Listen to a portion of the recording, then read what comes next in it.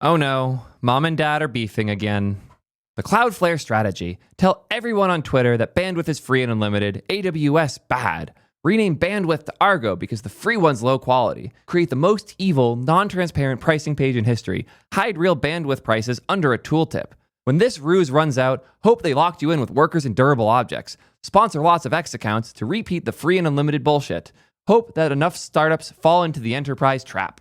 Triangle Man's a decent front-end designer, but he knows nothing about networks. He keeps having to make this point because he has built Vercel on top of AWS, which charges him for bandwidth, so he has to pass that cost on to his customers or he'll go bankrupt. Cloudflare, on the other hand, built our own network, so bandwidth is largely free for us. What I love about this pitiful answer, which everyone is calling you out for, is that you put Cloudflare's full, true colors on display. First, you attack the bit. Okay, we don't need to read all of the details of all of this back and forth with the weird, epic, annoying voice. Don't even need to necessarily call out the fact that the formatting of this first sentence is 100% Trump's formatting for sentences.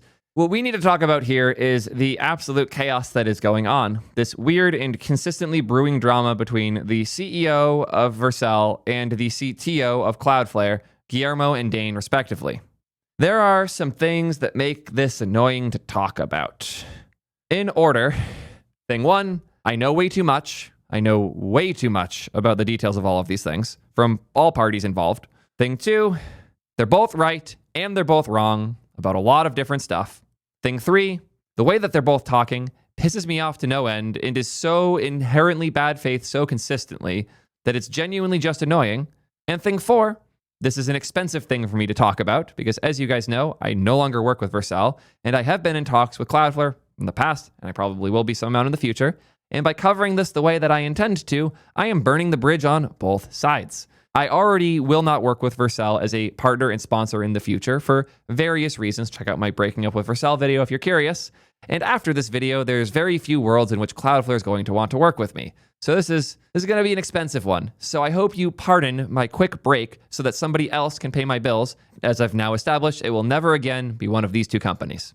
Gonna be real with you guys. Hiring kind of sucks right now, both as a candidate trying to get a job, but even more so as a business trying to hire people directly. It's obnoxious to find good candidates, especially now that we have endless piles of AI-generated resumes for people that possibly don't even exist. Thankfully, G2I is here to help us out, and they also just made a new page for me specifically that I have not seen yet. This should be fun for us to explore together. Oh man, I miss the Theo with two hands very deeply. This makes my life so much easier. I don't have to go through the points when they have them all covered for me here. G2I gets it. They run my favorite dev conference, React Miami. That is true. React Miami is my favorite developer conference. It's awesome. You should go. Their team is actual engineers, not just recruiters, not a firm of people that don't understand code. Everyone who works at G2I understands code and can have good conversations about it. I've had awesome convos with everyone there. You can work with them for 14 days without spending a single dollar to see if they work for you guys. That's a really, really good opportunity. Every other recruitment company or firm is going to cost hundreds of thousands before you even know if it's going to work.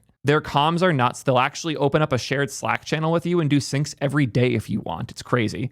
They help you hire globally. Oh, there's the Slack part again. It's part of their comms stuff. They communicate really well. They have a built-in video platform, which is really cool because you can ask interview questions. They'll send them to the candidates and let you go watch them without having to do a bunch of interviews yourself. Again, they'll do stand-ups with you, which I promise you none of these recruitment firms are going to do. They'll help you hire insanely fast, as quick as a week, which is insane. From first interview to first PR merged by the employee can be as short as 7 days, which is unfathomable in traditional world. And of course, the most important piece, real engineers, not a bunch of AI-generated resumes. These are humans they work with and have vetted, thousands of them. I regularly hit them up helping companies find employees, and every time they're not just saying, yo, here's a list of 72 people that our system said you might like. I'll get a response from the CEO saying, oh, these 3 people come to mind. They know these engineers. They're not just throwing you piles of random names from some database. These are humans working with humans to help you find the right human. If you're tired of the shit show that is hiring and you just want a good employee so you can get back to work, this is what you need. Check them out now at soydev.link/G2I. So let's break down how we ended up in this utter freaking chaos. I am tempted to spend a little too much time talking about the history of Cloudflare as a business. I'll give a really brief overview. Originally, they were DDoS protection as a service. They built a lot of internal tools to make it easier to build features for those types of things. They ended up selling some of those services that they built, including things like the KV store that they used and things like the worker platform they built to do the DDoS checks and protection really close to where users were sending their traffic. And then that eventually evolved to the workers platform we now know and love. And in Era 3, which is when they introduced the zero trust stuff, they sell to businesses for good enterprise security protection things. Cloudflare Gen 2, which is that worker platform and like cloud platform, you can host your whole application on Cloudflare era, is the thing that Vercel cares about. There's also the DNS and all those other pieces, but those fall between eras 1 and 2. You get the general idea. They went from protecting you from DDoSes to selling you domains and helping you manage them, to hosting your websites and running your code, to building your platform for your enterprise. Those are the things that Cloudflare has done over time. And as such, Vercel and Cloudflare were not actually competitive for a while, because Vercel originally started as Zeit, making it easier to deploy Docker images for your Next.js applications. They then moved over to serverless when Lambda got popular, and they were probably actually working with Cloudflare quite a bit at the time for the DNS side of things. Where the controversy starts has very little to do with any of that. It has to do with everyone's favorite word, edge. I have a lot of videos where we talk about edge compute, the good, bad, and ugly. I am going to do my best to resist the urge to go too deep in the weeds. What I will say is that most compute is centralized. There is a server in a warehouse somewhere at a specific location, and when you have a user go to your website, it runs code in that place, it executes, and it sends them a response. Whether you're using Lambda or EC2, whether you're using Railway or Google Cloud, whatever you're using, there's a very good chance you pick a location and you run the code from there. You also have a database that is hopefully, please make sure it is, in the same location so that your database and your code can execute and read from each other relatively quickly. Edge is the opposite, where instead of having one central location where all your code runs as close to the user as possible at one of hundreds, if not thousands, of different places around the world. That means that your code is further away from your data, but it also means that your code is closer to your user. So for certain things, like the joke I'll often make is the world's most advanced switch statement is Cloudflare. If you want to make sure, based on the user's region, that they're going to the right version of your website for their region, Edge Compute's a great solution for that because it will run the code close to the user and redirect them to the servers that are hopefully also closer to the user, depending on where they're hitting the service up from. Really cool stuff. Makes a lot of sense for rerouting of traffic to different places. But Cloudflare's model is really focused on being everywhere, and that means they can't just spin up a virtual server for every single request because they would have every computer and every node around the world with hundreds of Docker images for whatever product happens to have one user in that region. You shouldn't have to spin up a Docker image in Lithuania because you had one user go to your homepage. That makes no sense at all. Whereas with Lambda and Vercel, the node is centralized to one location and all of the traffic will hit that. So when one request is done, the node sits there waiting for the next one to come in. Makes a lot more sense for some things and less for others. And due to the way that Cloudflare has built their compute, it is way less powerful. Rendering an actual complex page that takes real CPU cycles to generate will be 2 to 6 times slower on Cloudflare's infra than it is on Vercel's. But if you're doing things like routing LLM traffic from one place to another, redirecting users from one place to another, changing the shape of a request, adding API keys to a request, things that are low compute, high wait time especially, low compute stuff, those types of things were really good for Cloudflare's network. And Cloudflare's virtual machines were built as a layer on top of V8 instead of underneath V8, so that one node, one Docker image, so to speak, that's running one instance of V8, the JavaScript engine, can have multiple developers' code running on it at the same time, taking turns responding to data, getting in chunks, running their event loops, etc. That is why Cloudflare's Edge could be so much cheaper than anything that isn't running on it or using similar infrastructure. It's also why they don't have to charge you money for when your code is sitting there doing nothing, waiting for the next token. The Cloudflare Edge runtime, which they actually, funny enough, refuse to use the word edge for anything because it just makes people's brains fall out. Cloudflare's way of building edge stuff works really well for these particular environments where it could spin up really fast, run forever, and die in a low compute, low reliability place. Vercel is trying to make servers easier. That all said, both have some similar overlapping benefits. They both have a lot of DNS stuff now. They both have a lot of DDoS protection stuff now. And they also have a lot of CDN tools where when you build your website and you have some stuff that is static, you can host it in the CDN and not have to run any code at all to send somebody to your homepage. That's a lot of overlap between these companies. There's also an established practice that most people using Cloudflare have, where they use Cloudflare as their CDN, DNS, and DDoS protection, and then throw everything else at AWS or GCP, or also, for a while, at Vercel. There are two events that I would consider the genesis events for this beef. One of them is the shit show that was Edge, and the other, arguably more important one, is the DDoS wars. We were already pretty deep on the Edge stuff, so I'll go a bit further here.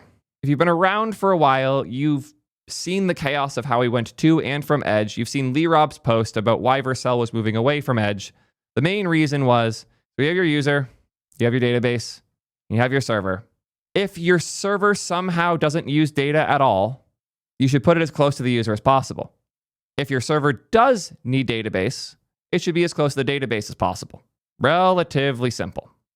So the idea of Edge meaning you can move compute as close to the user as possible is actually kind of a bad thing because you don't want to do that. You want the compute to be as close to the database as possible because if we look at this by how many trips occur, so the user goes to the server goes to the database sends data back to the server, and the server then sends that to the user.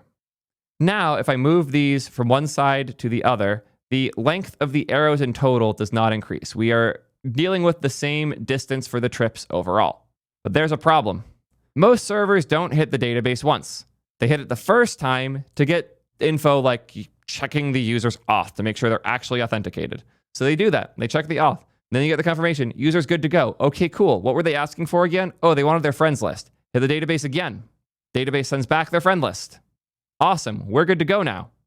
Now, if we move this closer to the user, you are massively increasing the amount of time that has to be spent going back and forth between the DB and the server. We move the server here, the total distance that needs to be traveled goes down exponentially. Hopefully, this helps make it clear. If your server is making 0 to 1 requests to your database, it doesn't matter where it is, but if it's making 2 or more and you're not putting them next to each other, you are bad at writing software. Now imagine instead of having one server location, you have lots of them around the world. Imagine that these server locations are just scattered everywhere and you have control over where they should be. So you tell Cloudflare or something like it, hey, make sure all requests that match this shape occur as close to US West 2 as possible. You would expect that they would do that, as I and many others would as well. I have bad news. If you use the free plan on Cloudflare, approximately 10 to 15% of your requests aren't even occurring in the same region as the user. During peak traffic hours, like over here at around 1 o'clock today, over 60 to 70% of all requests from the US went to Europe, not the US. Are you kidding? If we go back to my diagram here, this is like if we had the whole globe, and this user is relatively close to this server. And it doesn't really matter if the server goes from here to here, they're pretty close. But depending on the time of day, there's somewhere between like a 1% and a 60% chance that the server isn't between these two at all. It's actually over here. You just went from responding in 200 milliseconds to responding in 2 seconds for something that you have no control over. Well, Theo, that's just the free tier. You shouldn't expect the best reliability there. Just move to the pro tier. Oh, did you notice anything changing there? I barely did. Seems like the pro tier gets hit just as hard. That's fine. We'll bump up to the business plan. Okay, that's a little bit better. It's like 15% less likely. We'll keep going up. We'll move to enterprise. Oh God, it's still happening 8-ish% of the time. Come on, what do I have to do to fix this? Argo? And then the enterprise spectrum HTTP plan, where finally the problem goes away and you're spending $70,000 a month minimum. You can't even get a price on this plan because they hit you up about it. So if your goal is to have your users hit servers that are in the same country the user is in, Cloudflare has a 70% chance at certain hours of the day of not doing that for you. I am personally pissed beyond belief about this one because I have personally been lied to about this one, publicly even, by some of the people involved even. And I am sorry, Dane, you did a good job texting me, giving me context on this, but you did not answer the hard questions, so now I have to do this publicly, which I do not want to do. We need to talk about this. I posted this chart because I did not realize how bad it was. At the time, it was up to 50%. It's actually gotten a little bit worse since, depending on the time of the day. Zieg comes in, says, what is your takeaway from this? I have no idea what he's talking about. I kind of fucked up with this reply because he did a follow-up, and by that happening there, we inadvertently suppressed the interesting convo. This, I have no idea what you're saying, got 13K views. This actual conversation got under 1,000, and this is where the interesting details happened that made me want to do this video. I guess I'm assuming the context of this is the orange triangle showdown, as in intentionally routing because load high. I said, the showdown is indeed how I found the tracker by Tyler. I'd never seen it before, and the data was really interesting to me. It definitely is load related when you look at the 7-day chart and you see it's around the same time every day this happens. So Zieg tags in Dane, the CTO of Cloudflare, to which Dane says, it should rarely happen. We modified the algorithm to reduce frequency. In production, we have multiple generations of servers, gens 11, 12, and 13 servers. The algorithm incorrectly weighted 11 and 12 equally, and we were improving, but the change caused another system shift traffic. This has served us well for 15 years, but we're exploring options to provide enough fast bandwidth to cover nearly everyone on the free plan until they reach abusive levels. Remember, I happened, and this was a mistake on my part, I said that Cloudflare routes as much as 50% of free tier US traffic because I did not realize how severe it was in the pro plan as well. So most of the replies here are assuming it's only the free tier, and it is not. It is the pro tier as well. So even the CTO says that they are fixing the free tier problem here until those free tier users reach abusive levels. We believe most people value an always free plan and they dislike surprise bills will always deliver more value than we capture. I cite that the pro numbers are also awful here. I also ask, is there any public reporting on this? Seems like a significant regression. All of this occurred on September 5th. This video is being recorded on September 10th. There has still been no public representation beyond Dane tweeting these things in hidden replies with under 2,000 views that this is a real thing that is happening right now. And despite the fact that he said this is a recent regression that they're actively working on fixing, 10 days later, as I just showed, the numbers are worse, not better. I'm doing my best to make sure all of these companies are held accountable for their bullshit. And to be clear, if you think I'm roasting hard now, you have no idea the text I sent to Guillermo. I was hard on him for how he handled all this. I hate his reply here so much. This not an acceptable way to engage in something like this. No matter what you do, it'll be seen as punching down. This reply should never have been written in the first place. They fucked up the comms here bad. But what does Vercel have to do with any of this? Why do they care at all about these up and down edge rates? The reason's because they were a customer. Vercel very specifically wanted to use Cloudflare for their edge product as they wanted to do more things on the edge. If you use Next.js and you're familiar with middleware, that's an example. Middleware is a lightweight, super small JavaScript execution layer that can occur before your actual code base gets hit. That way, if you have a user going to a route and they actually need to be redirected somewhere else or sent to a different service entirely or blocked because of their IP address or all those types of things, doing that close to the user on a low-cost, fast runtime is very useful. And Cloudflare seemed like the perfect product to do that, to make sure the user was going the right place, and then Vercel was the right place. That is a really nice pairing. The Cloudflare DDoS layer can make sure the traffic's legit. The Cloudflare Edge compute layer can make sure the traffic's going the right place. And then Vercel, the compute layer, can serve the traffic the right packets. That makes all the sense in the world. Everything should be that easy. And for a long time, it felt like it would be. And sadly, it was not. I'm going to duplicate this to be a little more accurate to how things were for them. Let's replace the word DP here with triangle. You know what I'm talking about there. There's only going to be one back and forth between the edge and the server for that. So triangle is Vercel server specifically. Edge is the thing that makes sure they're going to the right server because you might have like 3 of these in different places. And the user is wherever the user is. So Edge should be as close to the user as possible. Make sure their traffic goes to the right place. The database will be next to this. We don't care about the DB anymore. Send it back to Edge. User gets their response. Makes all the sense in the world. And if the edge could be here or here or here or here or there, because this is all the same country, we're assuming like this section here is a continent in the world. As long as this edge stays relatively close, the amount of time it takes for the request to go from one thing to another does not go up that much. But if there is a 10 to 70% chance it actually goes here instead, all of a sudden Vercel's numbers go from pretty good to utter shit. By putting something as simple as a minimal edge compute switch statement close to the user, they were risking randomly 10xing response times because randomly these requests would be routed incorrectly. and they ran into a lot of problems with this. Again, I don't like the way Guillermo worded this, but at the time that he wrote this tweet and posted the screenshot, over half of Cloudflare traffic in North America was being routed to Europe. E-commerce businesses that are sensitive to latency and they're setting money on fire for ad conversions, they are just not getting the conversion they would expect because their websites are suddenly randomly taking 2 seconds to load instead of half a second to load. You can read in many of the replies that Cloudflare has poor connectivity in Europe with one of the most important networks in the highest GDP sector, Dutch Telecom. Instead of putting in a transparent and cost-following pricing scheme, you resort to blaming companies that actually are building infrastructure. Apparently, one of the reply, but then again, this is the stuff that Guillermo's saying. Guillermo's brain's a bit rotted because of the drama we had, funny enough, between me and Vercel and the community, because I basically bullied Vercel into paying me because I didn't want to work with their competition. I wanted my sponsors to be the things I ship and prod. My goal was to bring those companies I like to my channel, and I got Vercel to agree to do their first and only ever influencer sponsorship, where they paid me to not use their competition when I was deploying things in tutorials and other videos. They were not paying me to talk about specific things. They were not paying me to talk in a specific way. They were paying me because otherwise I would go work with Netlify or someone else. And I needed to do that because I have to pay my team somehow.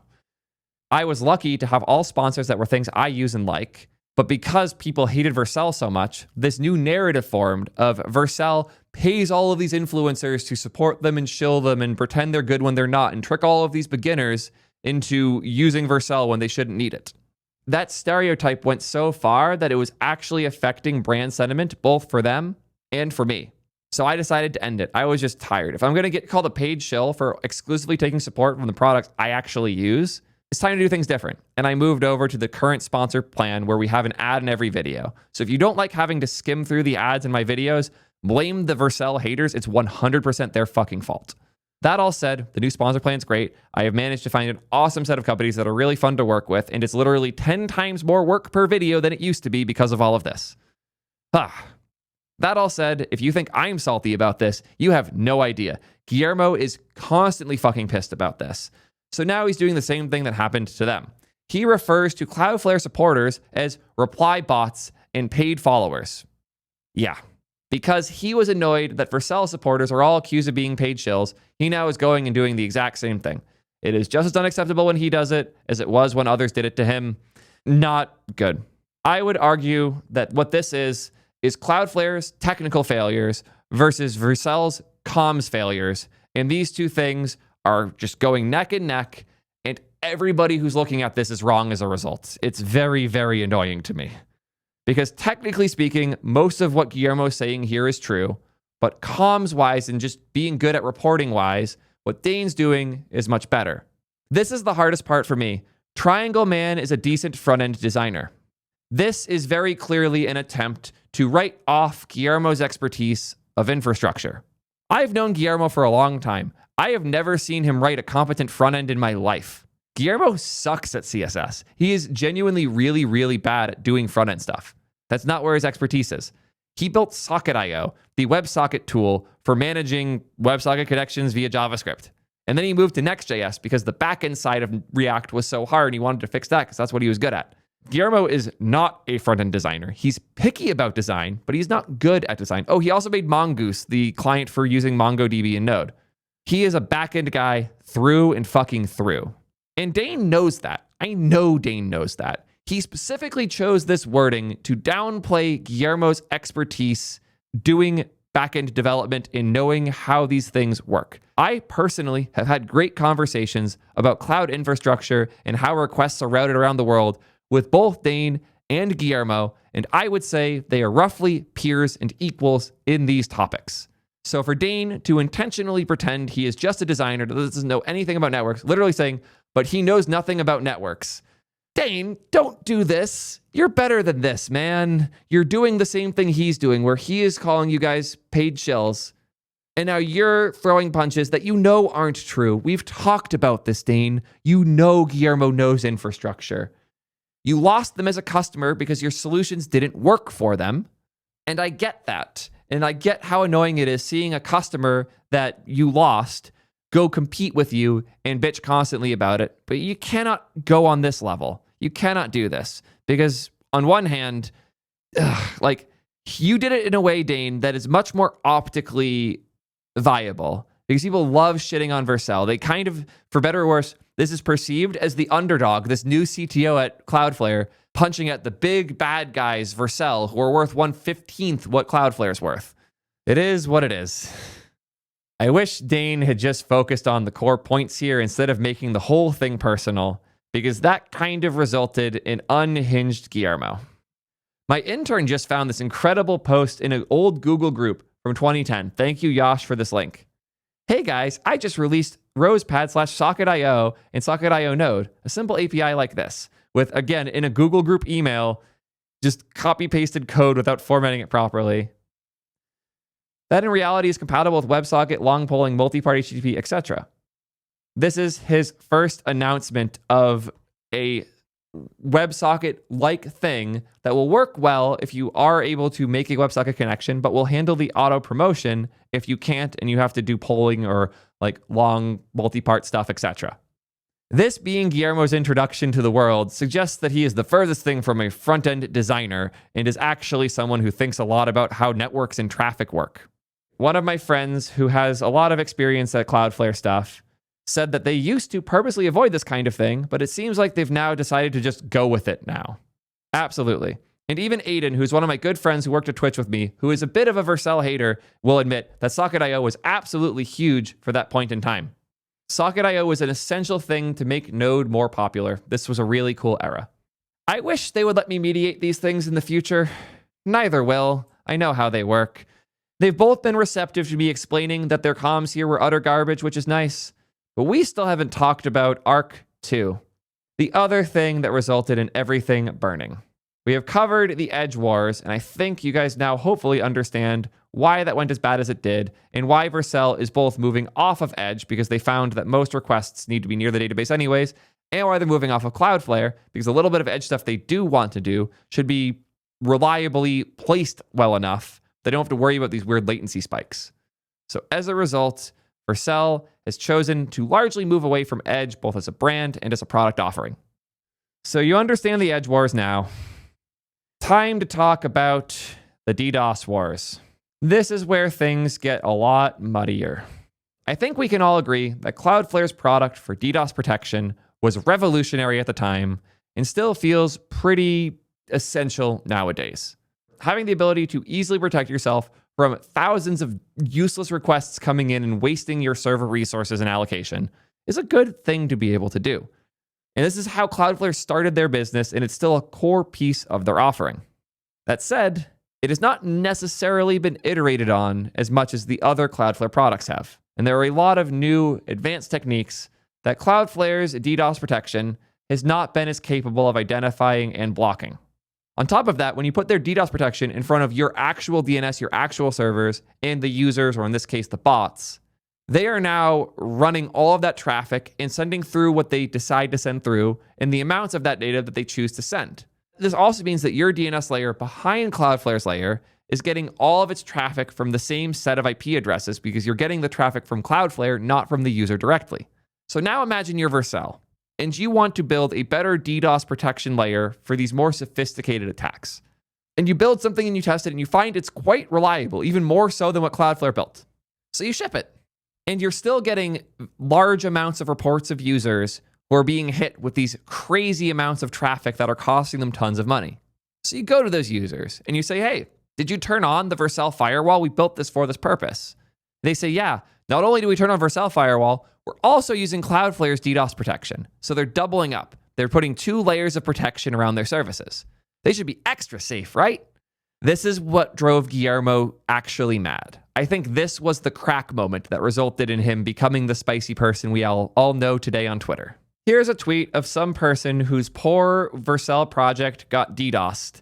All of a sudden, they had tons of data being downloaded that was not real, and people were racking up their data bandwidth costs, and they were upset that nothing was happening. Guillermo himself replies here. Firewall tab should give you insight and options like bot protection enabled. You can file a support ticket and share the idea with the team, and he'll get it handled. So he does, and he looks into it a bunch.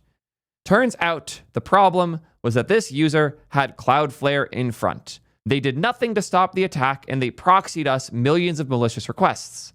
Our logs indicate Vercel would have significantly thwarted the attack if we had raw access to the traffic, automatically. His recommendation is they turn off the Cloudflare proxy mode. You can use it for DNS if you really want to, but otherwise their bot protection can't be as effective because a lot of the data that's important in that traffic is gone once it's gone through Cloudflare. This has been happening for a while now. Here's a post from 2020. You're using Cloudflare, which strips the standard eDNS information from the queries, and it makes GeoDNS routing less accurate. If you switch to Vercel DNS, then your routing accuracy will dramatically improve. They have been running into problems with Cloudflare's DDoS protection layer for quite a long time now. That's why they decided to build their own solution to make it better.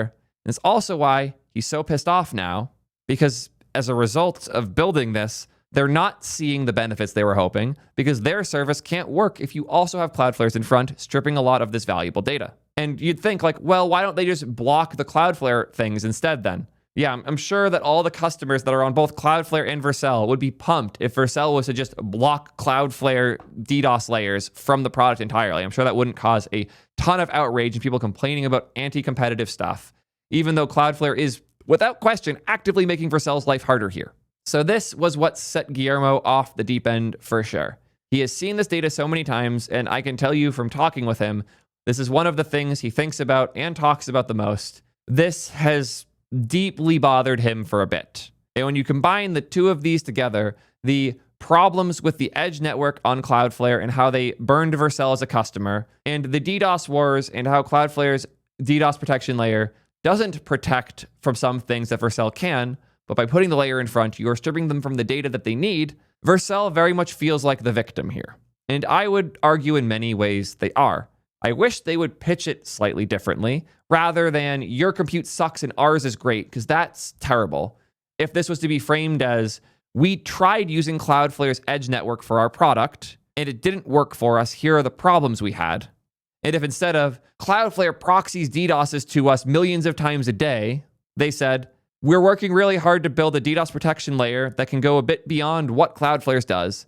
We have found it to be hard due to the nature of the traffic that Cloudflare passes to us. The way that these things have been brought up by Guillermo has resulted in the shitty sentiment that we often see, and it's also, in my opinion, allowed for the orange side of this debate to get really spicy to a point of not being good sportsmanship in the space at all and being genuinely bad faith in ways that I can prove are bad faith, because I know that Dane knows better. Dane didn't pick the wording of this post so it would go viral on Twitter. He didn't pick it so that he would build a lot of positive sentiment around him and Cloudflare. He picked it because he's really good at pissing off Guillermo. Dane is probably the single industry leader in pissing off Guillermo, and honestly, I have a lot of respect for him for it. I've never seen somebody so capable at something so specific quite like this. But this post was written to piss off G, and he succeeded. And now that G is pissed off, he is saying things that are stupid. That is the pattern that occurs here. The order of events is that these companies were building different things that were compatible. As they started building edges that were somewhat overlapping, each felt burnt by the other. That spiraled and accelerated until it became a bad faith, like piss fest. And now we're here where there's too much weird, bad faith commentary to actually find the interesting points underneath. And I've had to spend far too much time digging through sources, talking to these guys, digging into their histories, looking at numbers, and figuring out why this all happened. So, yeah, I am proud to have accidentally now created the single most comprehensive piece of media about the history of why these companies hate each other and why these things happen the way that they do. I hope this is useful to somebody, and I hope you're not too mad at me, Dane and Guillermo. No, I'm doing this out of love, and because I know you guys can both be better. Please stop doing this shit. Text me if you're mad and we can have the conversation instead. Don't risk both of your brand reputations because you want to get free points on Twitter. It's dumb. Don't do this. That's all I have to say about this one. I hope you guys aren't too mad at me for covering this drama in such a way. Let me know what y'all think. And until next time, peace nerds.